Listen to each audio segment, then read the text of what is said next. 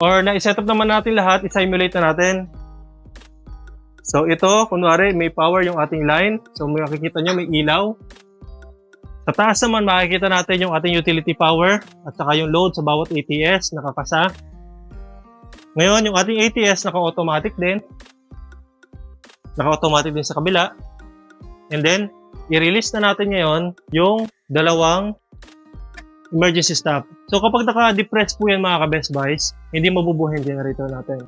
So since ngayon, naka-engage na siya, yung battery ng ating ATS naka-connect na, power up na, ibig sabihin anytime pag kailangan natin, mabubuhay na siya. Ang ilaw natin, pag binunot natin ito, mawawala yan, ibig sabihin brown out. So nagka-crank yung dalawang generator natin mga ka-best buys. Ayun, nabuhay na.